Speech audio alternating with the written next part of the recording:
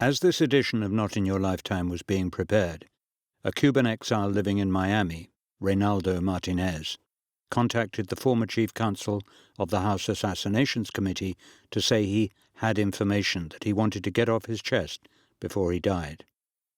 Martinez wanted to talk about a man who was once his closest friend, Herminio Diaz, who had been a committed anti-Castro fighter and, before the revolution, worked in a mafia-run casino in Havana. Diaz, Martinez came to believe, took part in the Kennedy assassination. My best friend was Herminio Diaz Garcia. Herminio was a very reserved person, very introverted, very serious, and spoke very little, but he was exceptionally courageous. Herminio, I don't think he finished at the Institute in Havana. He loved shooting. He was passionate about it, whether with a rifle or a pistol. It was his obsession. He always had a weapon on him. As corroborating information confirms, Diaz became an assassin. The first violent act he committed was the murder of Cucú Hernández Vega in the Cuban embassy in Mexico. After that, he got involved in trying to kill Figueres, the president of Costa Rica. He got involved too in anti-Batista activities, including an attempt on Batista's life. By 1959, Diaz was working as a security guard in a Havana casino run by mafia boss Santo Traficante. Come the revolution, when Castro placed Traficante under arrest, it was Diaz who fixed his release.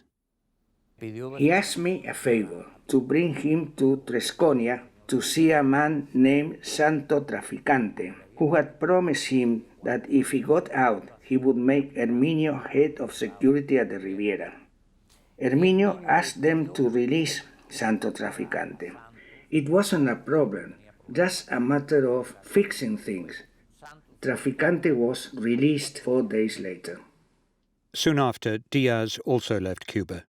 Martinez, who wound up in a Castro prison, never saw his friend alive again. In 1966, news broke that Diaz and a fellow anti-Castro fighter carrying American ID had been killed in a raid on the Cuban coast. The raiders' leader, Antonio Cuesta, was terribly wounded. In prison, still traumatized, he talked with Martinez. I spoke a lot with Tony Cuesta, because, of course, I was sorry about the situation he was in. He knew of my friendship with Herminio. He told me there had been a moment when Herminio had told him, Tony Cuesta, that Herminio had participated in the murder of the President of the United States. That was the conversation that day. That's all he said? Yes, that's what he said. Didn't you press him for details? No, it was as if he hadn't told me. I accepted it because he told me, and I believed that, in that moment, he wasn't lying to me. But I didn't pressure him to tell me more. Was Herminio professionally capable of doing that?